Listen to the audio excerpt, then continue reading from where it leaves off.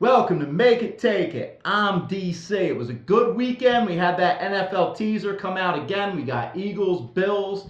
I'll have to tell you where I'm going for the Super Bowl in my Super Bowl video. Maybe some of you can guess which direction I might be leaning. But we have 2 weeks till then. We got a lot of college basketball till then. So I got a lot of games I like in college basketball today. And I'm definite on 3 of them, but I got a lot of leans that I want to discuss. See if you guys like any of my leans or any of the directions I'm going. But first, like my video. Throw in the comments, like I said, if you like any of my plays or if you feel strongly about something. And we can get into it because there's quite a few games today for this Wednesday. The first game that I like, Loyola Chicago at George Mason. Loyola Chicago 12-7, George Mason 15-5, having a really good season. Loyola is one of those teams in the past 10 years that they're always up there, they're always on the radar. So I was surprised to see them getting 7, but George Mason is having that kind of season. Both teams are super slow paced. This is actually the lowest total all year for Loyola Chicago, who's already notoriously slow. So I'm going under 133, first of all, but I'm also taking George Mason and I'm laying that 7 points. 7.5, I bought the half point to lay the 7.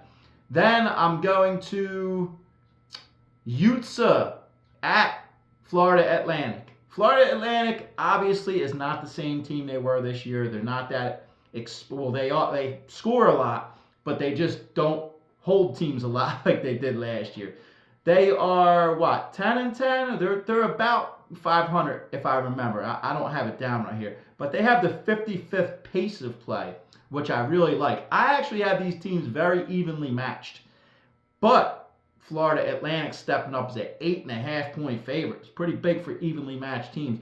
I'm taking Florida Atlantic by 1.5 point. I'm laying the 8 points there because for evenly matched teams, there's something on Florida Atlantic here for them to be that big of a favorite.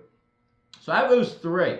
I have 4 leans, and I want to take one of these, but I'm going to tell you which way I'm leaning with them. My top lean is Nebraska Omaha at South Dakota over 169. 169 is a huge total, but I think they get there. I mean, these teams, they score in the hundreds, they give up in the hundreds.